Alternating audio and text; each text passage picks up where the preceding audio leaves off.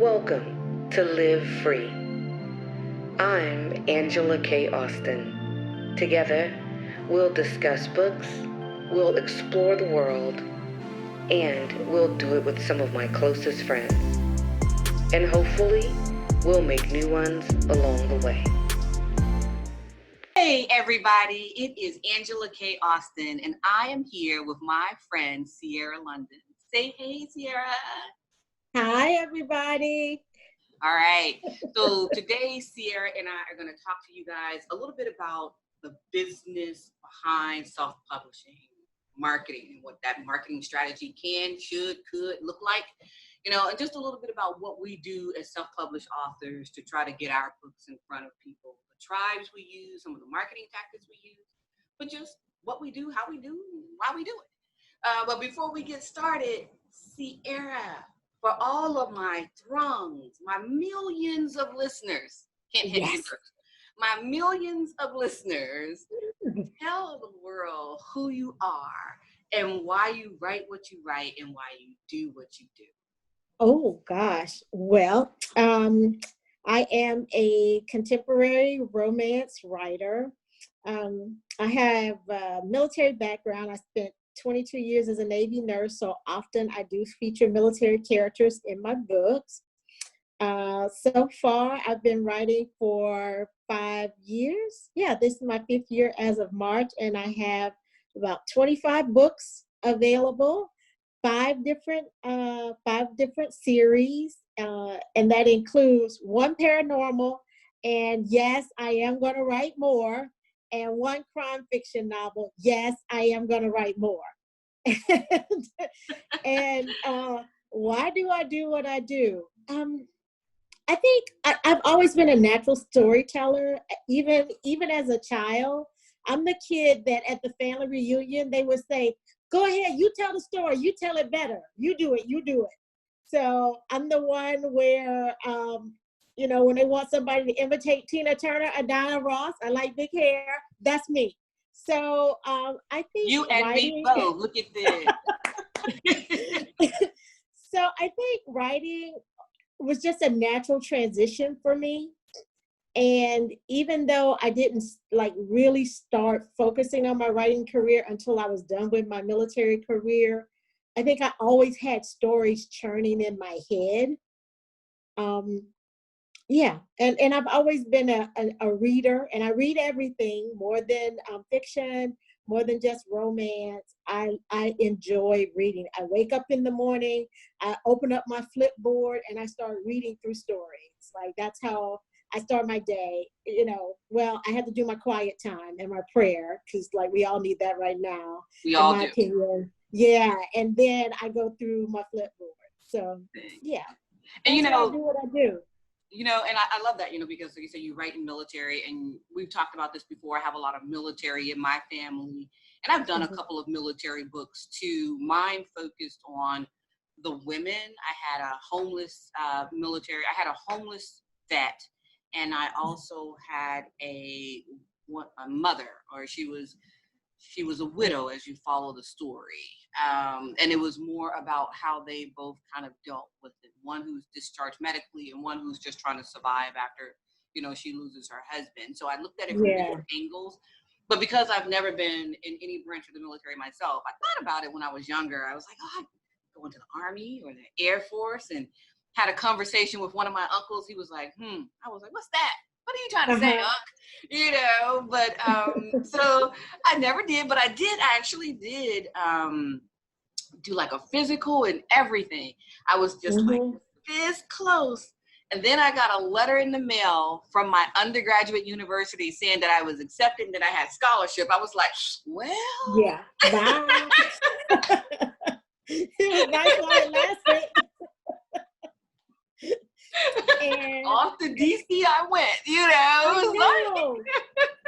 And my experience was so different because I grew up in Florida in a military town, so I was very familiar with the military. I don't necessarily have a heavy military family, but I didn't really think about it until I went to college on a partial scholarship And I got to my junior year, I was a nursing major, and I started running out of money.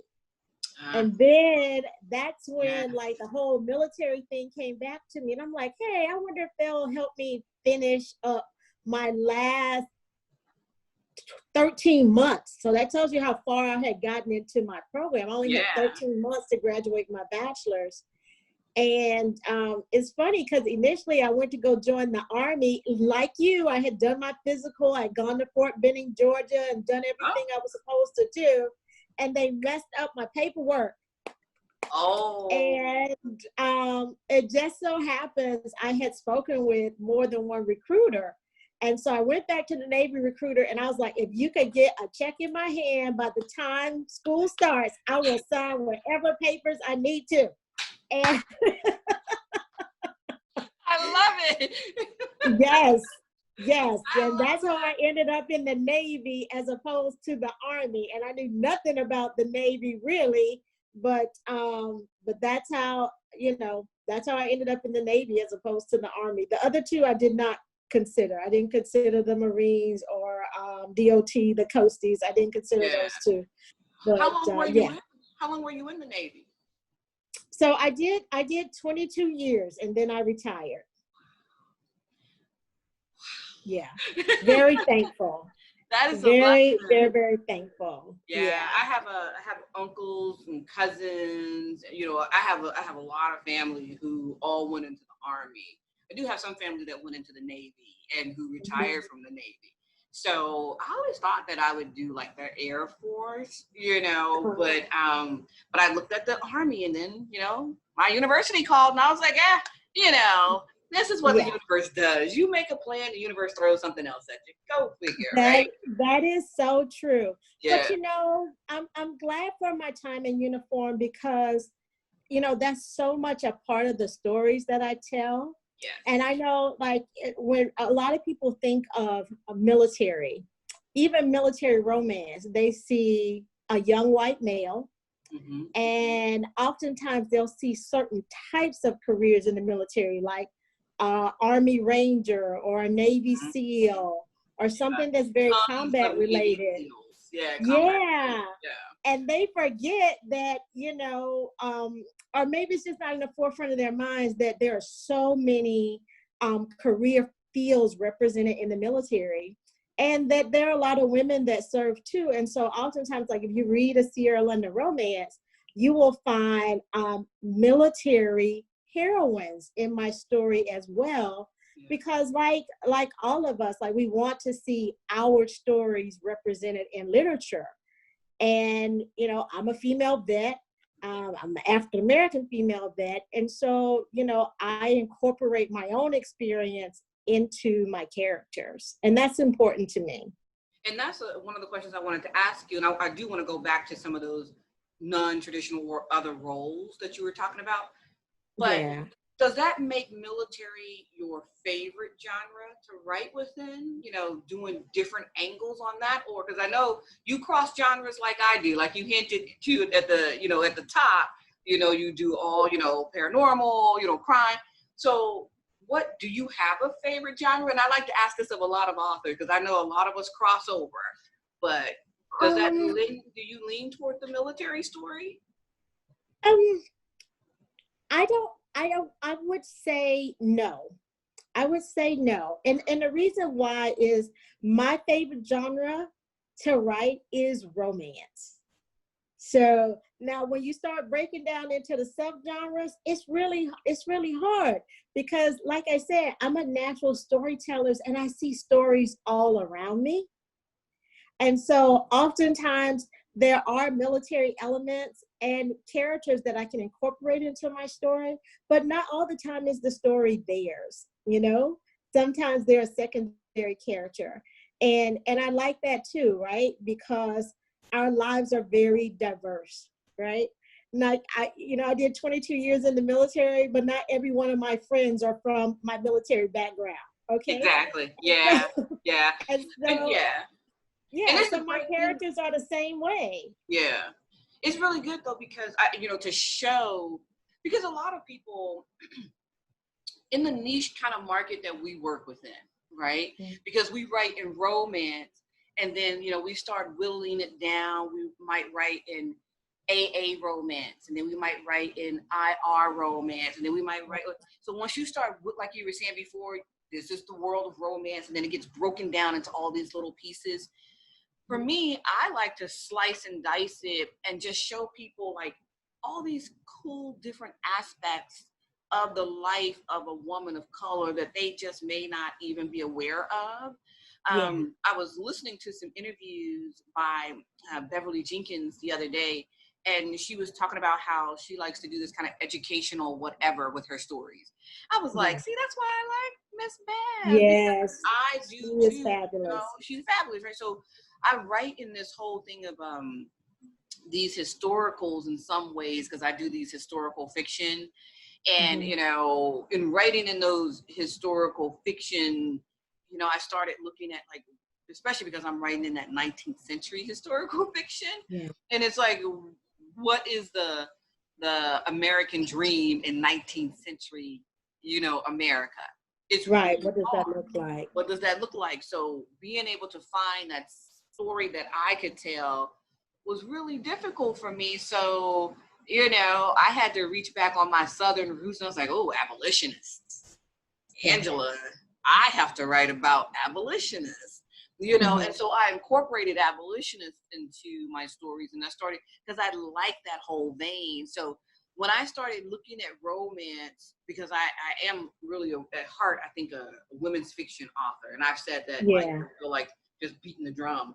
But when it looks at romance, then because we are those storytellers that get to talk about these, showing an African-American woman or a woman of color as a love interest, and show her as being strong but vulnerable and this but that. So showing her throughout the centuries and the years, whatever, I love that. So like you, I like writing romance so much, but it's so hard because I am a women's fiction author. So I read you guys stuff and I'm like, I don't quite write romance like everyone else, but that gives me the opportunity to show people how I see it, and how I want so I love that you're saying that, it's like you love romance and you want to show all different aspects and multiple sides of it, so playing around and jumping from crime to, to military, I love that. Which, and that's what I love about what you do. So a couple of things that you said that really strike me as super important is when you talk about women's fiction, it's a genre that to me, it has a nice tie-in with romance, but I love that you get a chance to spend more time with a woman through her journey in life. And so you're not always working towards that happy ending, but your character is definitely working towards this kind of self-discovery. Yes. And working through whatever, the issue is that started on the journey. And I also think that's important to see in literature, because for years, and tying back to your historical fiction, our stories, women's stories, even more so minority women, our stories weren't being told. Exactly. Our voice in history was silenced. And you and I have talked about this before, that, so many times in history, even in theater, men played women's roles. Exactly. We couldn't even showcase our own voice in live theater. And so the chronicles of our lives through time are captured in personal journals and diaries, in letters to other women, eventually in some, ladies' journals. But, it is work to piece together a woman's perspective through history. Yeah. And that's why I so appreciate what authors like you and Kiana Alexander and Beverly Jenkins, what you all bring to the table in showing that women of color, regardless of what we face in history, we still found opportunities to love. We still experienced love. We Yeah. still showed love. We still Never gave up created that loving hope. families. Yeah. Like, do you? I can't imagine, but women never gave up the hope of family and love and connection. And Right. God knows, right now in this world, this universe, I feel like we need so much of that. Exactly. But it's just, Exactly. I love that. So that's why I'm in that women's fiction world, but that's why I love romance, to give them that love, because everybody deserves a little love, a little happiness. So just being Right. able to craft it in my own way makes me happy at times. Yeah. But before I forget, I wanted to talk about your not non-traditional, but some of those lesser written about military roles that look at, because we see a lot of Navy SEALs. I mean, we see a lot of, Mhm. even like you said, Rangers. We see a lot of that because we see a lot of the alpha male.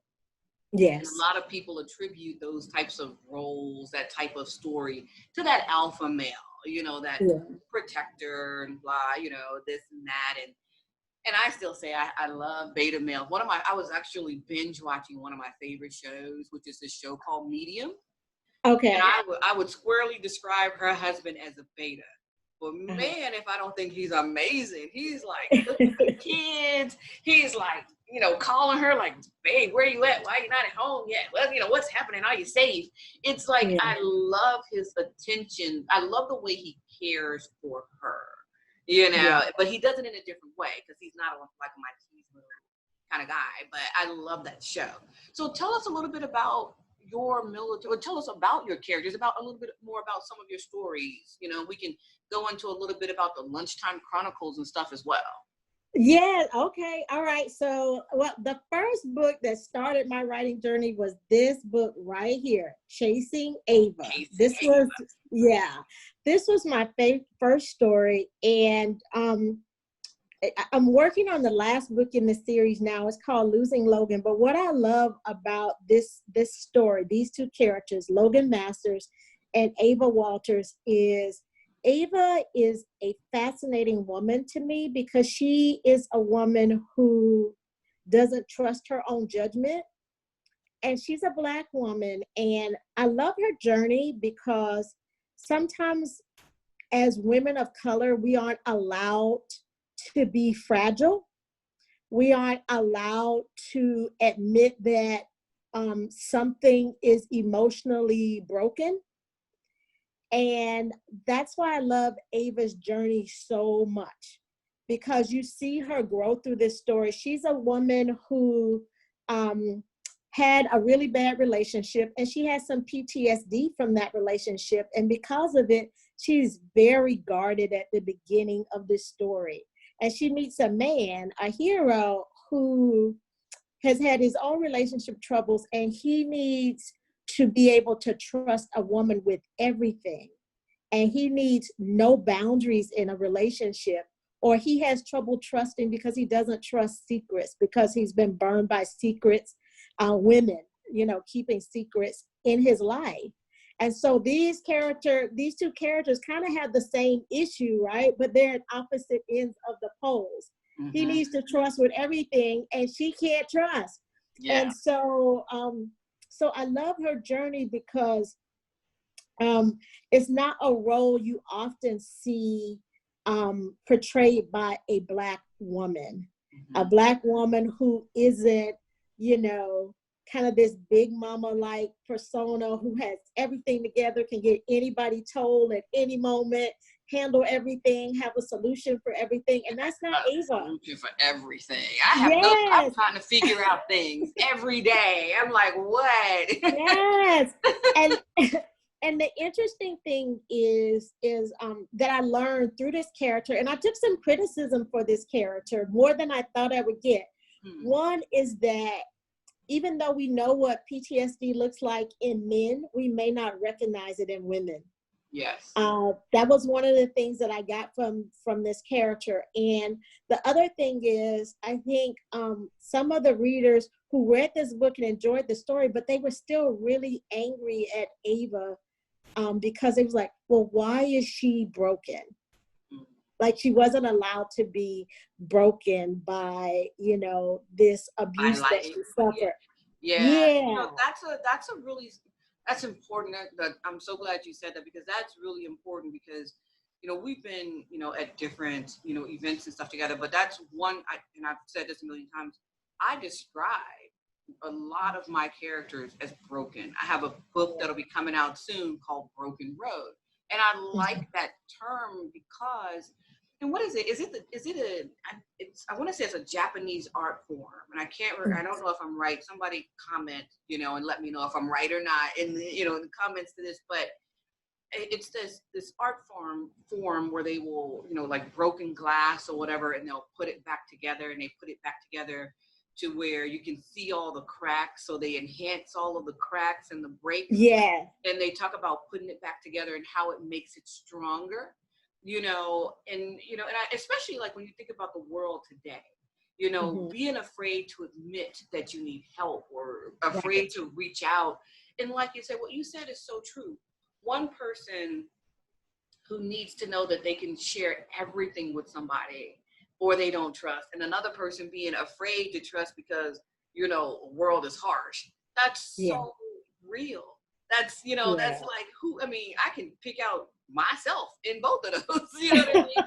We can pick out, we can see, and that's what I like about, you know, stories like that, because those are stories that I think are relatable, you know, and I like fantasy as well, but I do like a little bit where I'm like, oh, wait a minute, I think I just learned something, you know, with that, you know? I love those kinds of stories that feel so authentic to where you almost think you know those characters, you know? You're like, wait.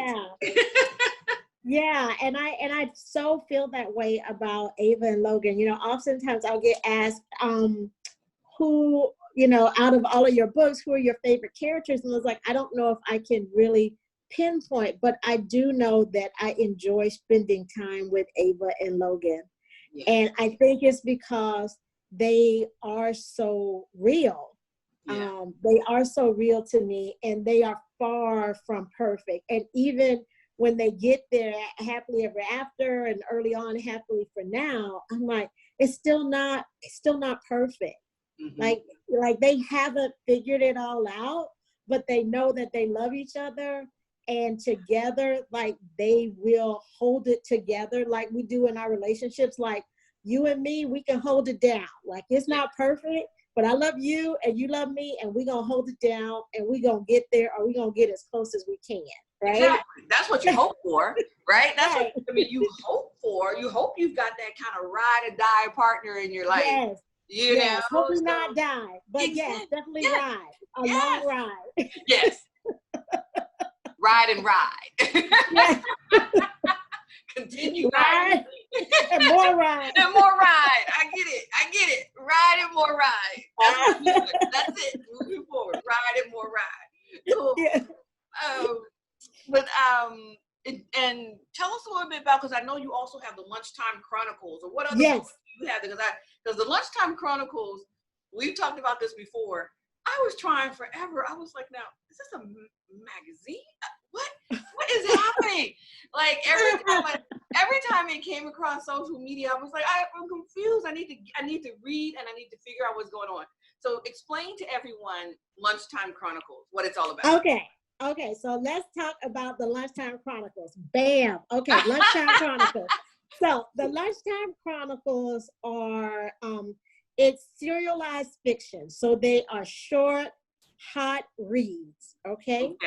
And they do look like magazine covers because they, the books are triggered by a fictional kind of gossip girl whose name is Messy Mandy. Okay. And Messy Mandy runs an online gossip column called The Lunchtime Dish, where she dishes up all the tea on everybody's business. Okay. And so the stories aren't Mandy's, but she usually starts gossiping about the characters long before the books come out. So the readers are like looking for the story to drop. Like they're waiting for the story to drop.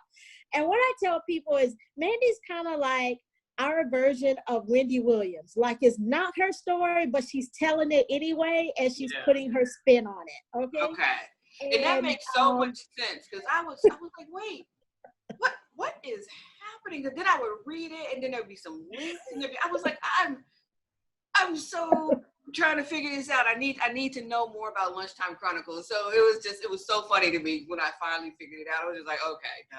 Oh my gosh. It's a hilarious series because I do it with a mix of authors. So we're actually entering our third season. So the first season dropped October of 2019, and it was Olivia Gaines, Rihanna Mallory, Zyla Turner, and myself. Okay. And so we each write 2 books in the season. So there are 8 books in season 1. And then season 2 is Rihanna, Zyla, myself, author El Loren, and Brooklyn Knight. So so we have a total of 16 books out there available for you. All the titles center around food. So this was the first book in the stories, Whipped. And then I have Fit Cut with my big man and my curvy girl, which I love. And then I have also Prime Ripped in the series, which is my, oh yes. We talked about that. Yeah. Can you talk a little bit about your cover model? So I love this story. Yeah. So this model, I actually know Jose, and I met him through one of my readers, believe it or not. One of my readers reached out to me, and she says, I have a friend who's an Army Ranger, who's interested in being a cover model. And I, of course, she's one of my loyal fans. She has been for years. And I was like, oh my goodness, she's hooked me up with some kind of booger bear that I got to send on his way, a pat to the head. And I was going to a conference in North Carolina last year, and Jose said, I'll meet you there and we can talk. And I had talked with him on the phone. He seemed like a wonderful man. I was like, okay, I'm gonna give this a try. Met with him in North Carolina, and we clicked. We just clicked. And I told him about my story idea. He had talked to his wife. Ladies, he's married with 3 children. He talked to his wife. I said, is your wife okay with you showing your chest and everything and all your muscles to, millions of women? And he said, yes. And so Jose and I actually did a photo shoot together with Shell J Photography there in North Carolina, all set up by Siera Lee. Thank you very much, Lights, Camera, Action. And we had a great time. And so he ended up on the picture of this book. This is his own hat, his own jeans, his belt. He bought his own clothes, y'all. This is how he really looked. This is Jose, even when he's not on a book cover, okay? This is his style. This is his style. And the hair, I love it. And I so enjoyed spending time with him that I actually based a lot of Ramsey's character, and that's the character in the book, off of Jose. He's an Army Ranger. He's in his late 30s like Jose. His tattoos cover some of his real wounds. Jose is,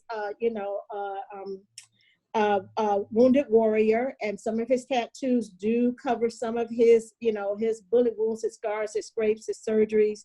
And I incorporated that into my book because, again, that's real. That's real. Yeah. We thank people for their service, but they carry the scars on their body of that service. And so I wanted to honor that in my work. And he falls for a character, Lucy, who's in her late 40s. And she's a single mom who, and I love Lucy's story because I can relate. I mean, I'm married, I had children, but Lucy is a 40-something-year-old woman who's never been married. Her daughter's 30 years old, and she's never had that love of a lifetime that, we often dream about as young women that we think we're going to have. Like everybody thinks we're going to have it, and life teaches us that's not so.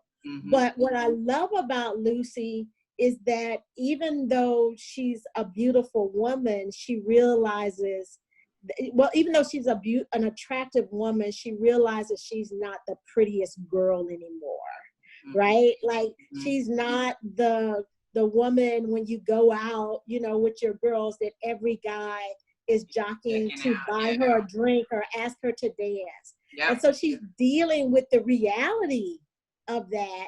And then she meets this man, and he looks at her like she wants a man to look at her. He makes her feel like a desirable woman when for so many years she did not feel that.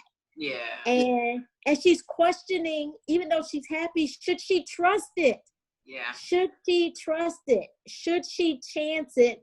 Or will she be played for what she says? Will I be the old fool?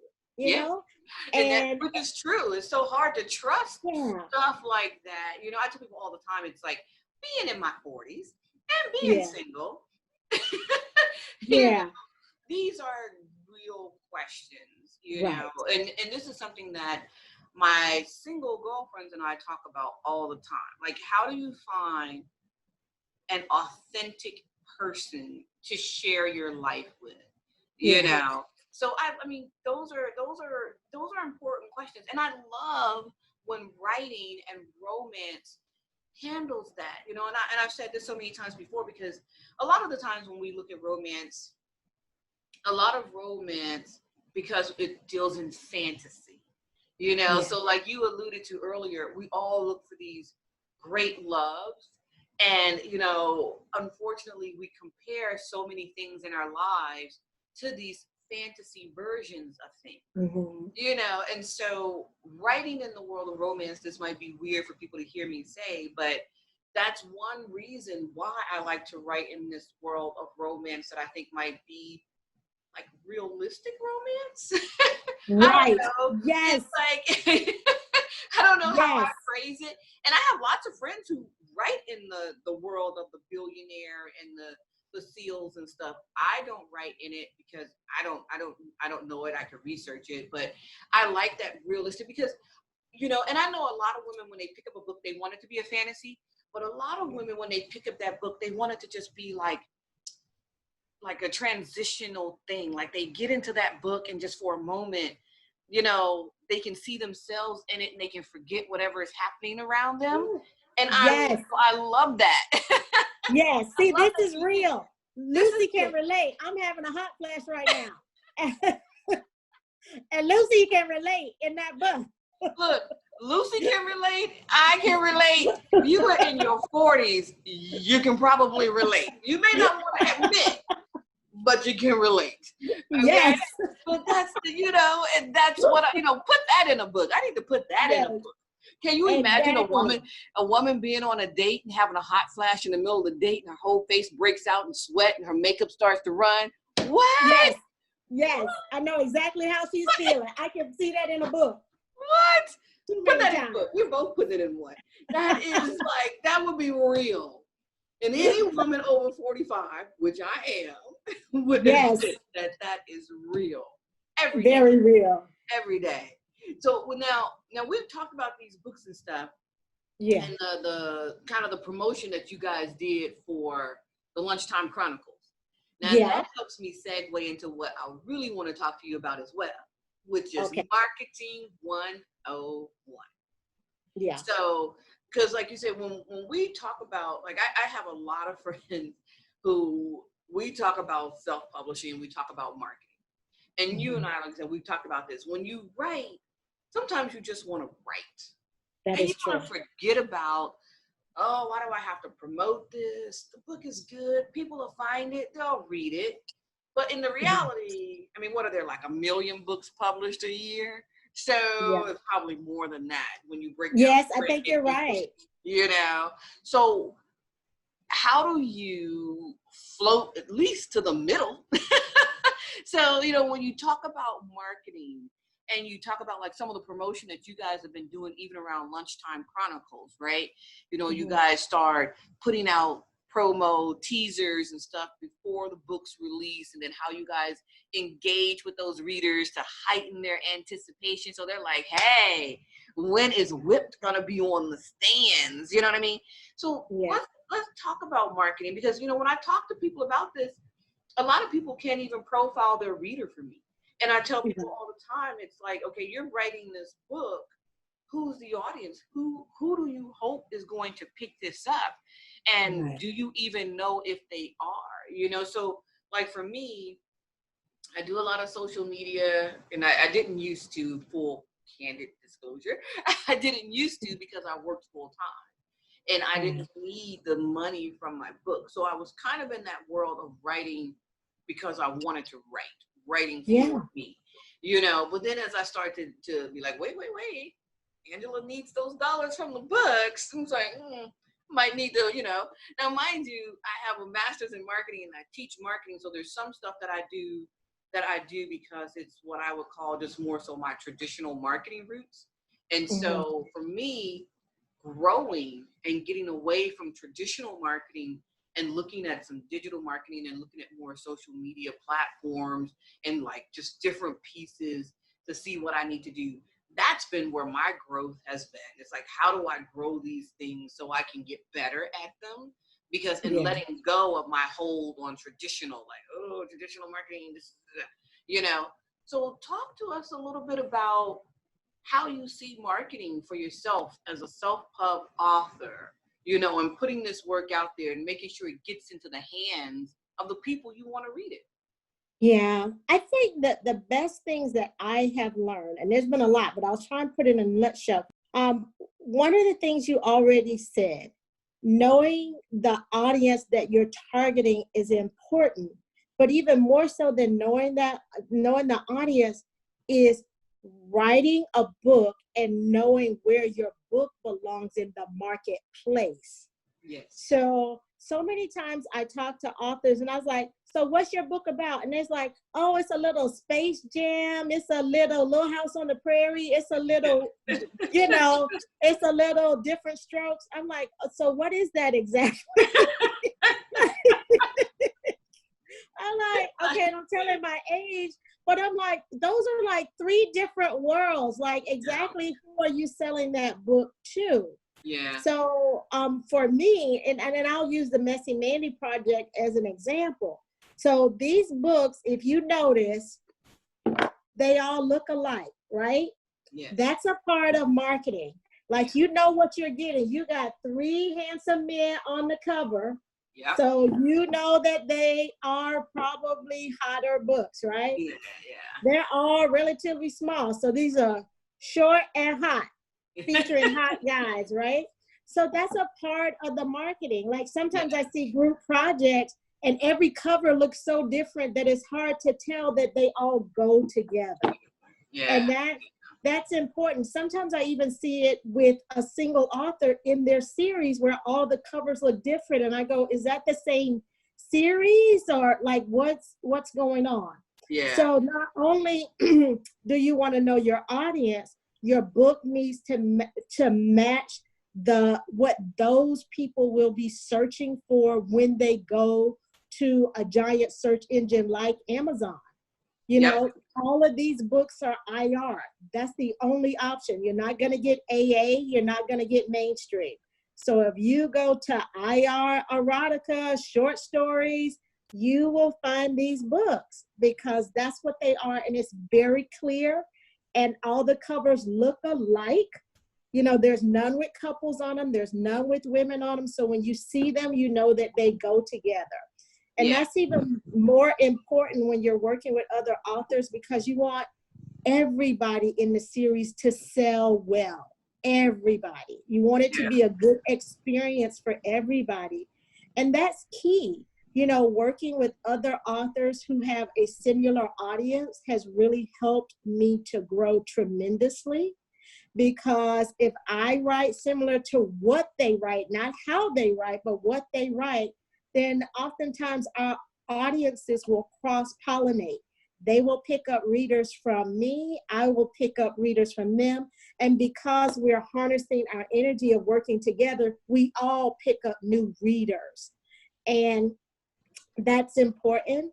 And I think the other thing, specifically talking about the Messy Mandy Project, is what you're bringing to the table. Because like you said, Angela, there are 2 million books coming out a year, and some authors are able to write so fast they produce a book a month.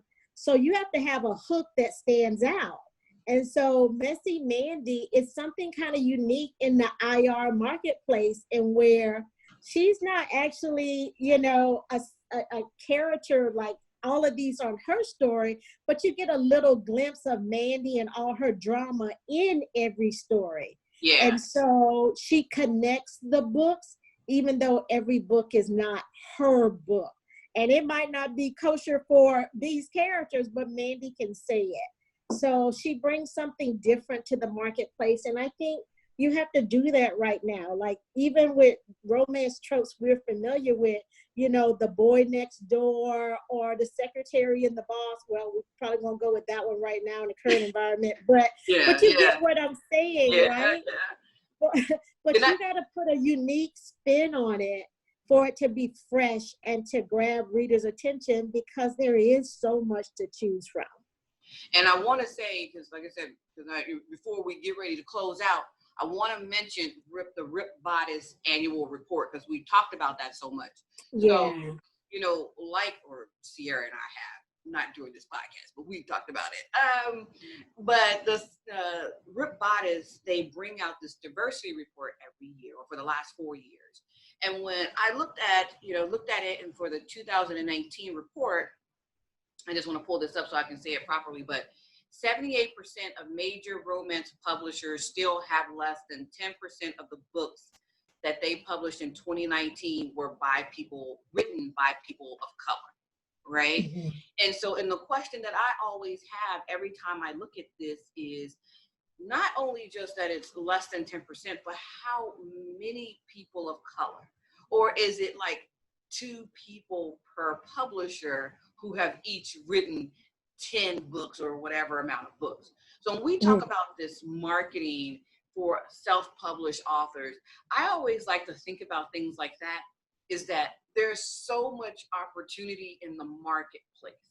If you can figure out how to promote your books and get them into the right position in the market, like you said, understanding your genre, understanding all the marketing elements that are relevant to your genre, so that you can make sure that, you are speaking to that audience properly, that when they see your book, they know that it's going to be about what they're interested in, making sure that you have good writing, making sure you have a good team, a good tribe, like you writing with other people, I write with other people, but making sure you got all these elements and it's all packaged together in a way that makes sense, so that this space, because mainstream publishers have given us an opportunity, because if they're going to say that only 10% of the books that they are putting out are going to be written by people of color, you have all of us out there, who have stories that we can tell. We have stories we want to tell. We just have to figure out how to tell them well and put them in front of the right people in the right manner, so that they know that they're available, so they can pick it up and read it. So I love that you did that you picked those books up and showed the similarity, that symmetry between all of them. I love that you were talking about that, because those are some definite marketing 101 kinds of, tactics that you're talking about. So thanks for sharing that with everybody, so they can actually get a visual. Yeah. But what I will say, just in response to what you said, is it's never an issue of us writing well. Women of color, people of color, non-mainstream writers, we write well. But what I will say is that telling our stories in our own voices is very important. And traditionally, that has been frowned upon. It hasn't been well respected in the traditional publishing industry. And some of that is changing, but I think it's important, just like with indie publishing, to know what you bring to the table and know what voice you want to bring to the stories that you tell, and be able to communicate to a larger publishing house how to market your stories. Even more so if you've been indie, because you may have, a better understanding of what your market looks like than maybe a publishing house that's just dabbing, dipping their toe into, our market. So, never underestimate what you bring to the table. as a writing professional and as an independently published author. Like, if you've been in this game a little bit, you know, in this business, you have some know-how of what you're doing. Yeah. And when you go to the decision-making table, you need to make sure that your voice, your expertise is heard. And that's, I will say that. Yeah, don't be afraid to let people know that you do understand, you know, so like really put it out there. And I'll take that, I will definitely edit that and say, you know, because whenever I do self-publishing courses or programs here, and I always tell people, it's like when I you know, present it well, you know, so you know your audience, you know who your people are, you know who your readers are, you know, so make sure that you have some confidence in that, you know, and you know, give them a product that you're proud of, you know. And I always talk about editing and stuff here. Right. You know, I talk about all those things because all those elements I think are so important. But I think that one of the first things is don't be afraid to give it a shot, you know, because I think so many people, they get stuck in all the nuances because, you know, I don't know how to do distribution, or I don't know how to do an ebook, or I don't know how to do this, or where do I find a cover artist, or, you know, and you have to do the research. You can start by signing up for my podcast and my YouTube channel. But yes, there's that too. But you know what, else, Angela, and I'll say this, is what I have found of the romance community is that if you are approachable, other people will welcome your approach. Okay, so. Yeah, look at Siera smile. Like, you gotta walk up and be like, Siera, tell me all the deets, girl. But yes, you're very true. I mean, I mean, that's very, very true. I do believe in the romance industry. If you ask for help, somebody will help you. Because I mean, you know, honestly, we're all trying. You know, and if you succeed, it doesn't take anything away from my success. You know, and if I succeed, it doesn't take anything away from you. And the fact that the two of us are here together, talking to each other and sharing, only thing it means is that we can teach each other, and we can teach somebody else, and we can help the next person. So I don't like the competitive nature of some things where people feel like there's only room for one. I just believe that there's room for many people to succeed. But, you know, you can't be afraid to take the first step. You got to give it a shot. You got to jump in there and see what happens. That's all I can say. So, you know, and we could talk about this forever, but like I said, we got to watch our time. But before we close, Siera, tell the universe, how do we contact you? Where do we get your books? Where do we find you on social media? All that. Okay, so my books are available. I'm in Kindle Unlimited, so the ebooks are exclusive to Amazon. The print books, because I like holding my books and touching my characters, so they're available everywhere. So you can find the books at your normal retailers, the print books. I spend most of my time, honestly, on Facebook. This lady is trying to get better at Instagram. Bear with me. I love Instagram. Instagram's the best. Yes. Twitter is downright frightening to me, but I do have an account. But every time I go on there, like, people have both barrels pointed at each other, and stuff is flying back and forth. So I don't hang out there a lot. But I'm definitely on Facebook at Siera London Books. My website is SieraLondonAuthor.com. See the consistency there. So Siera, and that's Siera with one R. And I have a couple of events, virtual events on June 6th. I'm doing a workshop with a self-publishing summit with Tracy Lydia Garner, who's an international best-selling author. And so you can find me there if you look that up on Facebook. And then on the 13th, I'm doing a love and devotion virtual signing with some of my West Coast writers, because I just moved from the West Coast about 8 months ago. So I still hang out with them online. So look for Love and Devotion, the book signing. And you can pre-order your print books from me because I got them here at home, and I will sign them and send them to you.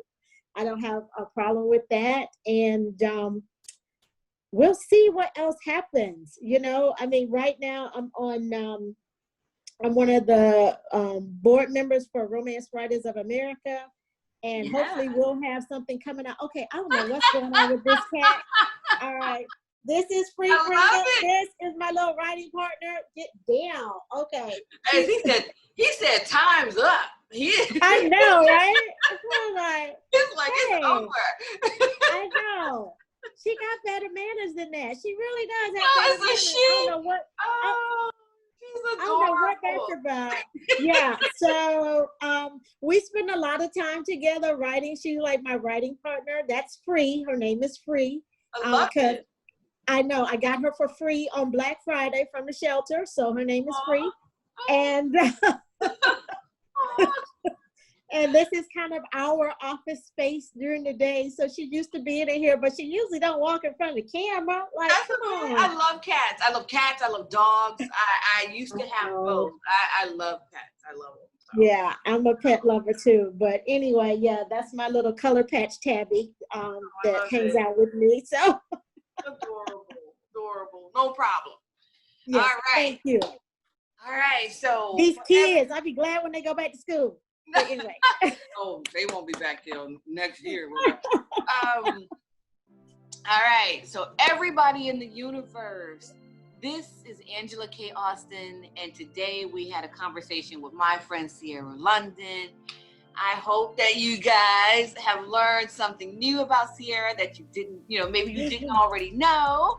And I hope that you guys will check her out. Find her on social media, apparently Facebook. Yeah. Until she gets on Instagram.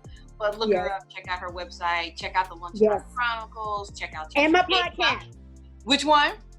My podcast, Women on Words. Oh, yes, Women on Words. I forgot. We forgot to give a shout out to Women on Words. Well, I'll put the links for Women on Words in this so you guys can find Siera's podcast as well. So you can check out her podcast, you can check out mine, and we can all spread the love. Yes, right? Together. All right. Thank you. All right. Bye. Thanks again. All right. Happy summer, everybody. It's almost here. Yes, it is.